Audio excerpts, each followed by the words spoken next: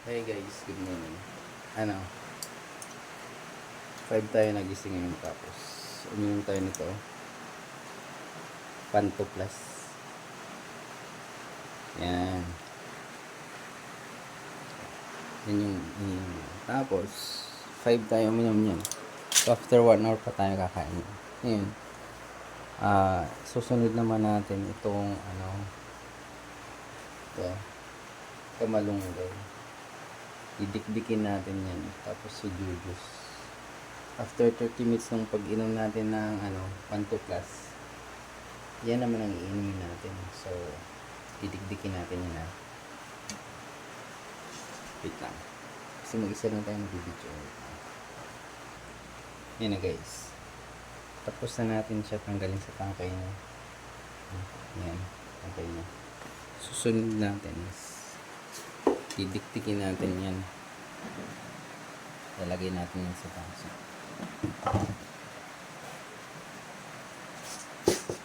Sumabasa. Madilim pa sa labas guys. Umaga tayo ng isa.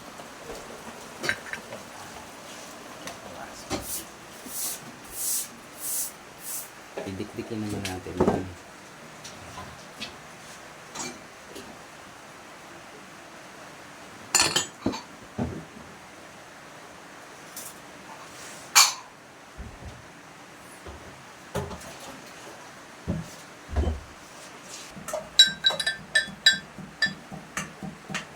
Guys, pag may blender kayo, blender nyo na lang para hindi kayo mahirapan magdikdik. Baka mabasag pa yung mga baso nyo.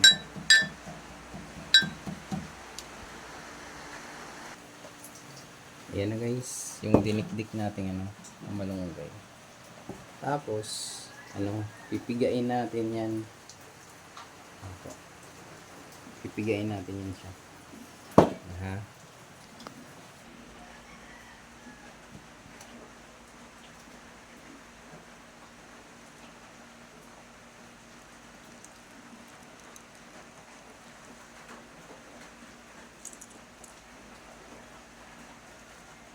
Yan.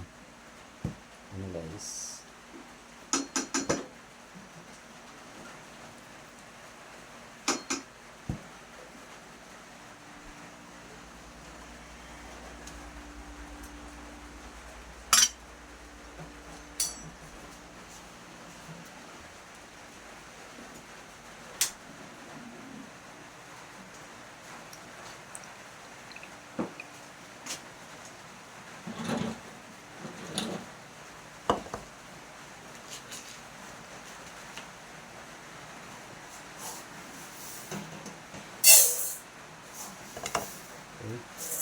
Ayan na guys, yung natin yung lasa nito guys, pangit yung lasa nito, sure ako yan guys. May mga naka-experience na sa inyo nito, pangit yung lasa niyan. Gagawin natin, lalagyan natin ng 1 kutsara nito para tumamis naman. Okay. So, ngayon, tingnan natin yung oras. 5:50 na. So, inumin na natin to kasi 5 pa tayo nag-inom ng natin, gamot. Inunan muna natin to pag inom. Para sa acid to eh. Tapos, sa umaga to. Tapos, ito naman yung sa gabi to. Ito. Panto Plus sa, antacid sa gabi.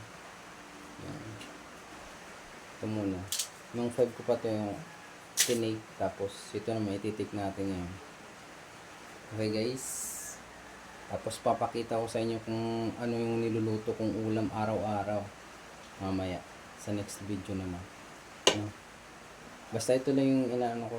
Yan. Or pwede rin kayong haluan nyo nito. Para iba yung lasa niya. Non-fat. May iba namang brand ng non-fat eh.